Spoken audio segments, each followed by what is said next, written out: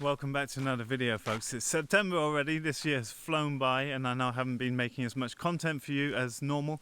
Things have been extraordinary this year and I've had an epic summer holiday with my kids. We've been all over the East Coast and spending a lot of time at the West Coast. We've been sailing, spending a lot of time fishing, putting away mackerel, both for eating and for lobster season. We've been spending a lot of time on the water and it's just been the best summer I can remember. I've had so much fun. Sadly, I've seen Grace off back to the UK with her mum. She's coming back in December to live full time with me here to finish school and possibly do high school here. And lots of things are changing, but I thought I'd give you a little look around the farm as I get back into the closing down routine before we pack down for the winter now. So come along and I'll show you around.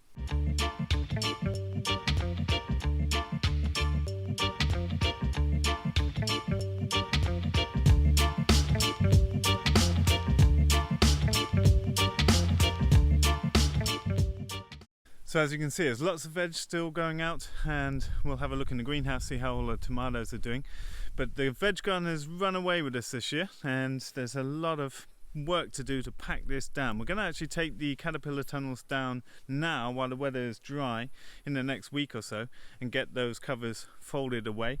Whilst this is the sort of shoulder season where you would want caterpillar tunnels up, none of the crops are needing the caterpillar tunnels specifically, so we thought we'll get that all packed away while it's still dry. And then we're going to do a big overhaul, put down wood chips, clean up the beds, make sure it's totally weed free, ready for next year. I'm actually going to leave some sneaky little kale so that I can hunt deer who are attracted to them. So as you know, if you're a follower of the channel, we actually purchased the forest here that used to be on the neighbour's land, but I think it used to be part of our farm and the old maps seem to confirm that. Now, I got a hunting license last year. I never actually got around to hunting last winter, just too busy getting the Ridgedale Farm Builds book together, which I'll be shipping off towards Stockholm for all you Kickstarter supporters. And then once we've got the logistics sorted with that, we will have them out for public sale. The PDFs has been selling loads. You can get that for instant download already, and you can find that in the links below if you want to get that for winter build projects. But hopefully that book will be for public sale within a few weeks, 3 or 4 weeks from now. But now what I want to do is just harvest 1 or 2 deer for the freezer for myself. We've been invited to go hunting over on the East Coast at a beautiful farm that I visited over the summer to hunt fallow deer and wild boar, both of which we don't get here. But here we have a lot of roe deer. And so I'm leaving, I think you can just make out the purple kale in the background. I want to leave some kale because it attracts the deer to come down through this forest. And whilst I'm still in an area with other houses, I've got a backdrop so I can sit at the top of the slope and have ground behind me, so no risk of ricochet, etc. And I've got a nice neighbour, Björn, who's close by, who's also into hunting. So we're talking about having some early mornings and getting some really nice meat for the freezer. And I'll bring you along with processing the meat when we find it. These old trial beds have been put down to corn and pumpkin and just left to go rampant. Look at the size of that beauty. This will be a Halloween pumpkin for Ragnar, but there's quite a few beauties in here. Zero maintenance, they've just been left to go wild, and it's going to need a good weed through, but a lot of beautiful produce from a tiny space.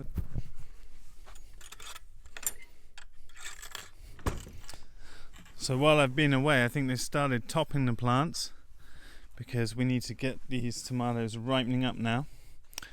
But there is a massive abundance of peppers. So many peppers.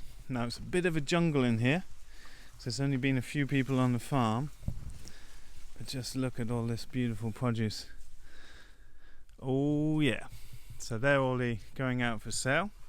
In our climate here, you typically top the plants off end of August to get things ripening up, and they've been going through picking just before things get ripe and putting them in the greenhouse to ripen off. It's a little bit overgrown, but you can see there's an abundance of tomatoes. Really delicious cherries here. Wow, it is a jungle. And some really nice beefsteak tomatoes you can make out here. Beautiful. Some of the Italy's coming on. Just Just look at that for a fruit truss. Unbelievable. Oh yeah. So sweet.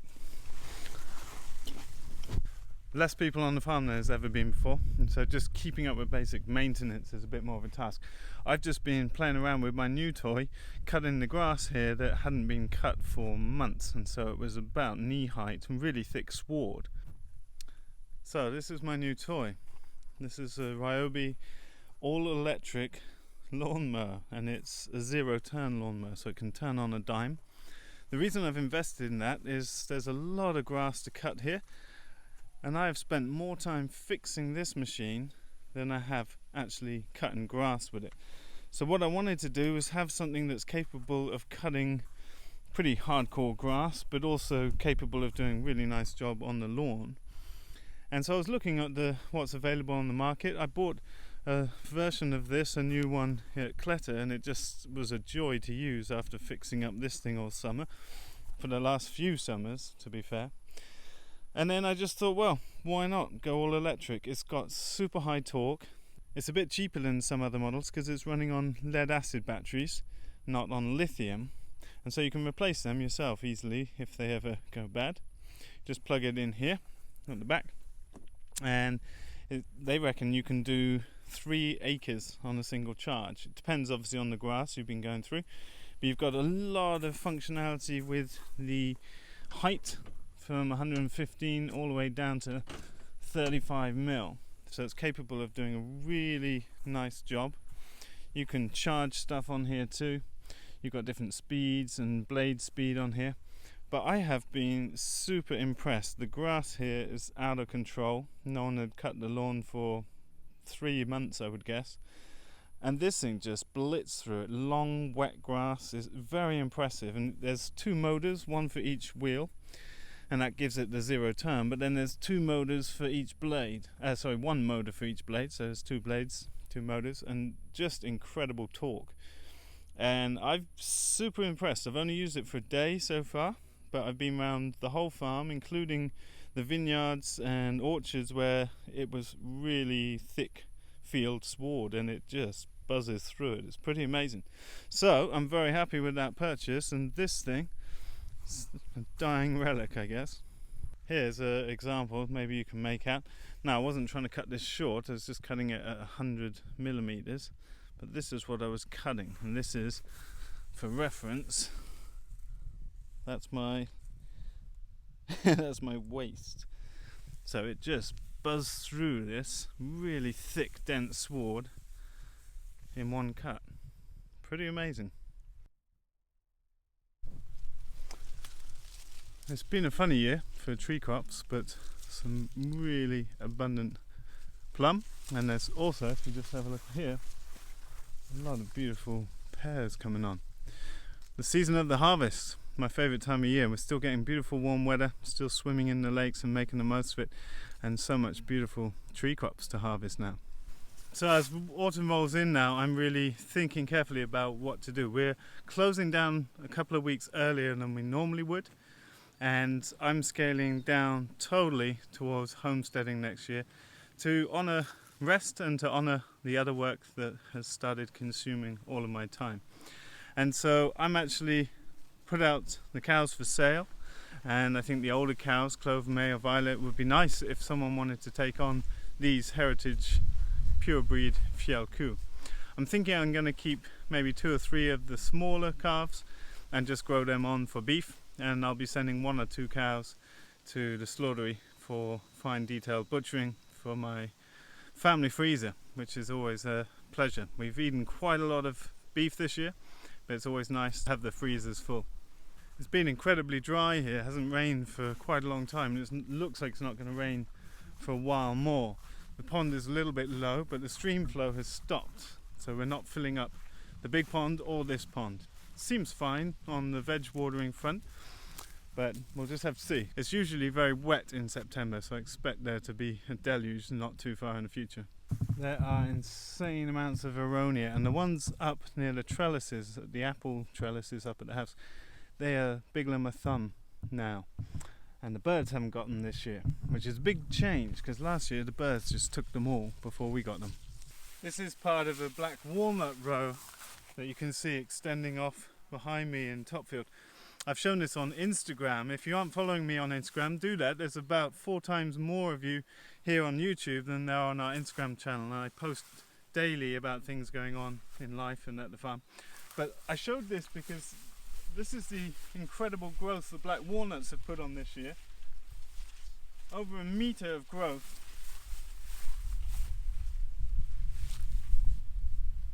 As wide as my arms. Pretty amazing. It's been a great year for the nut trees, and black walnut's the one that will always do best here. It's super hardy, it's propagating itself readily once it starts yielding nuts, and this is all moving towards my dream of mammoth step. So both eggmobiles still functioning nicely.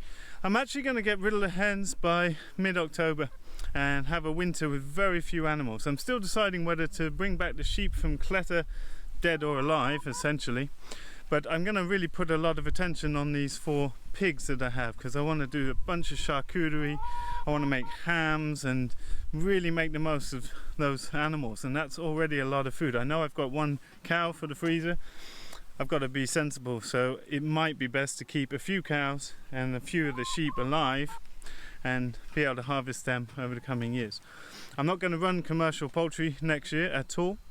I'm partly going to be traveling to do trainings at other people's farms, something I've missed a lot in the last years, to be able to get out and see other people and be in different spaces and not feel totally locked to this place in the way that I have been for many years.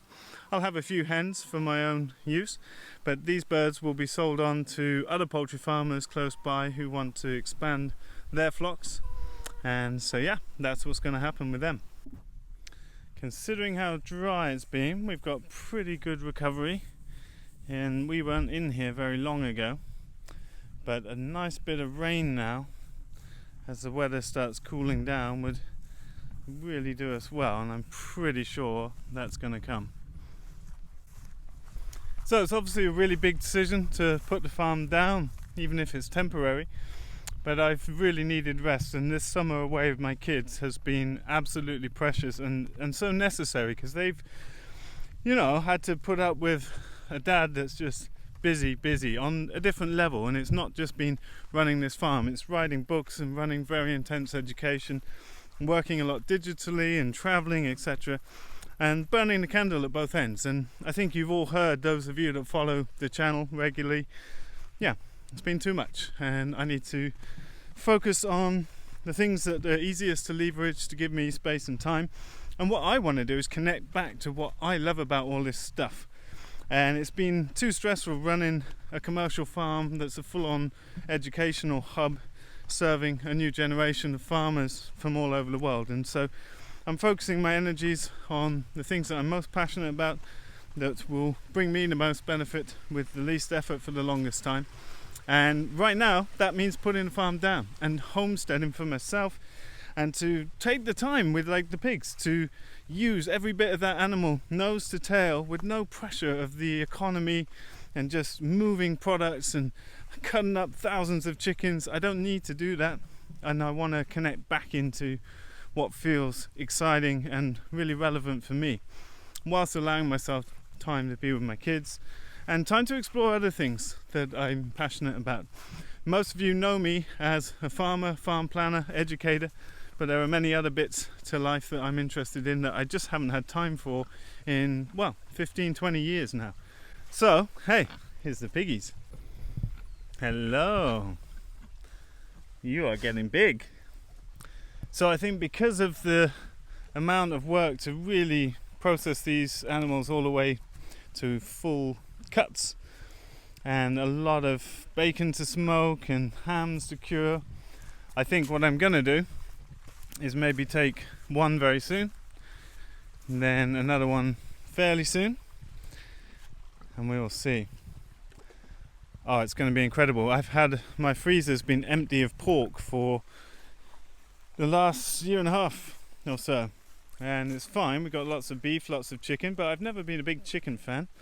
As some of you know, I never ate chicken before I moved here and set up the poultry enterprises, but I'm a big fan of pork and beef, as well as sheep and lamb. So there's a lot of food to be put away at this time of year.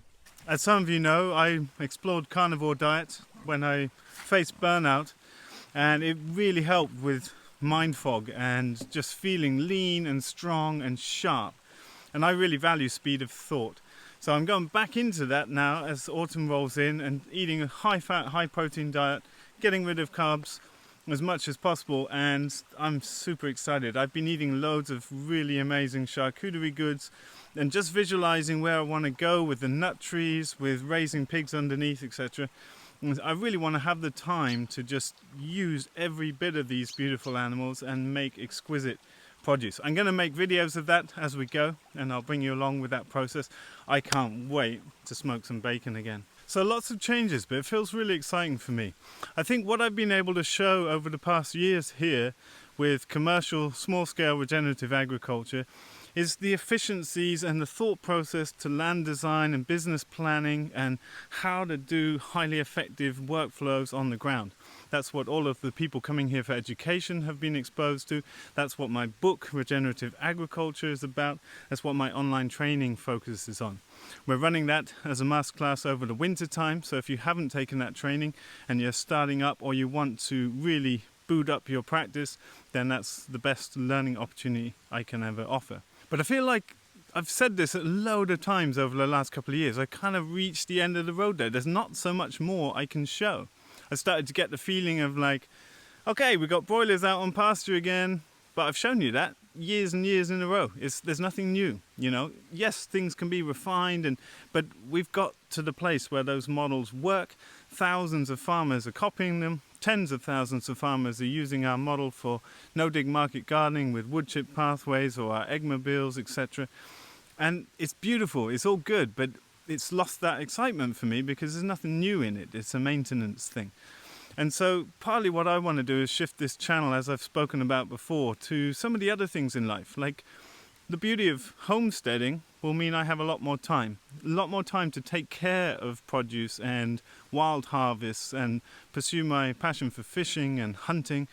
And I'd like to weave elements of parenting in as well, because I've watched some amazing YouTube channels focused on really wholesome parenting, and I think it's such a needed thing in today's world. And my kids have an incredible life here, and it's something I want to share, that aspect of life too. So I'm really pumped for it, because it means I get to share more of the things I'm excited about, as well as take the time to do some of the things that I'm excited about that you can't do in a commercial setting, where it's just about how do we get this job done in the time we've got so that we can maintain the quality of life, and it's all about rapid processes, and that's all great. But I'm also in a position where I'm looking for some other things that can't serve me with right now. And so I hope you'll be interested to follow along. I think it'll be richer, broader, and we'll be doing a lot of interviews with up-and-coming farmers. I think I'll start a weekly series, a bit like Farm Like a Hero, and just put it out on YouTube for free, because I love doing that, and it's amazing to see how that boosts those people and how they connect together, and we create this widening network where people can ask each other questions, etc. And that's awesome. So obviously a massive amount of work has gone into building this farm up, and I don't know what I want to do next. I want to pause. I want to really honour my creative process, honour putting time into other things that are equally important in my life. And so what I plan to do is just keep the farm maintained exactly as it is, and it's just ready to pop. And maybe I'll have a revelation over the winter and decide to do something, but I think I'm just going to homestead, grow a bit of veg for family, bit of meat, bit of eggs, and just live a good life, simple life, quieten down a bit. I've been saying I need it for years. Some of you have been saying I need it for years, and I'm really going to listen to that. And I think give it a year or two and I'll be itching to get going again, but I just want to take a break, and that's totally okay. And it's good to make sure we keep balance in our lives.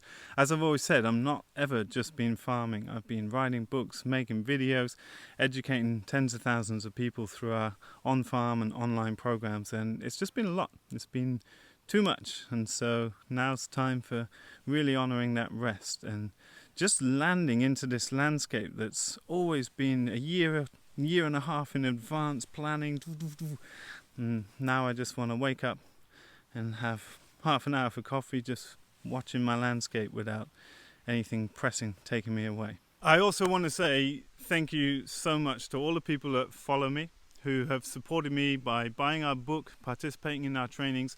It's what's allowed me to take this time off this summer and to have the most precious summer with my kids. I've needed that. I feel like I've neglected them in the process of building up everything I have here, as well as all the things around it. And so I'm extremely grateful and humbled, and yeah, I just wanted to say thank you so much for your support, and look forward to seeing you in a video soon. Bye for now.